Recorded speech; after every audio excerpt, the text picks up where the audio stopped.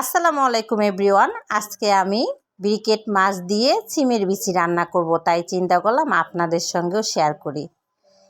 আশা করি আমার চ্যানেলটা নতুন, আমার অনেক কিছু ভুল হয়, আপনারা ক্ষমা করে দিবেন।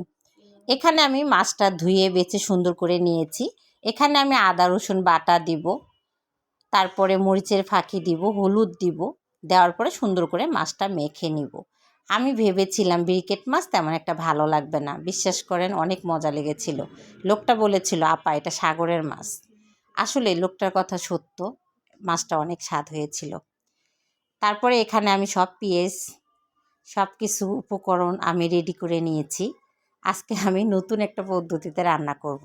এখানে আমি কড়াইয়ের ভিতরে সুন্দর করে তেল দিয়ে দিয়েছি। তেলটা গরম হলে আমি প্রত্যেকটা ভিডিওতেই বলি আগে অবশ্যই তেলটা আপনারা গরম করে নেবেন, একে একে করে সুন্দর করে মাছ সব উঠে যাবে। আমি তো এখন মাছটা ভেজে নিয়েছি। আমার একটা মাছ একটু চামড়াটার জন্য লাগতেছে পুড়ে গেছে, আসলে পুড়ে যায়নি। দেখেন আমি সবটি মাছ ভেজে নিয়েছি। এখানে আমি টমেটো কেটে নিয়েছি, পেঁয়াজ কেটে নিয়েছি। এখানে কড়াইয়ের ভিতরে আমি তেল দিয়ে দিচ্ছি। তেল দিয়ে পেঁয়াজ দিয়ে আমি একটু ভাজা ভাজা করে নিব।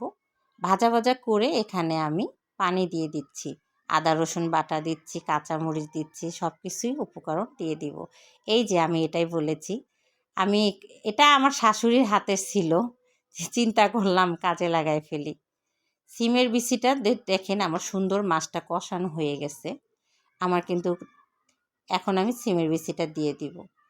সিমের বিচিটা দেওয়ার পরে সুন্দর করে একটু আমি নেড়ে নিব, নেড়ে চেড়ে দিচ্ছি জানি না লেগে যায়। তারপরে এখানে আমি এখন পানি দিয়ে দিব। এখানে কিন্তু আমি মগটা দিয়ে মেপে নিয়েছি পানি, কারণ প্রত্যেকবার আমার পানিটা একটু সমস্যা হয়, ঝোলটা ঠিক মতো থাকে না, হয়তো শুকায় যায় আর হয়তো বা ইয়ে হয়। তাই আমার মেয়ে বলতেছে যে আম্মু লেজটা তুমি কেন দিচ্ছ? আমি বলছি আমি খাবো। এই দেখেন আমি ধনিয়ার পাতা দিয়ে দিচ্ছি, টমেটো দিয়ে দিচ্ছি, দেওয়ার পরে একটু পরে ঝোলটা একটু শুকায় গেলে আমি নামায় ফেলবো।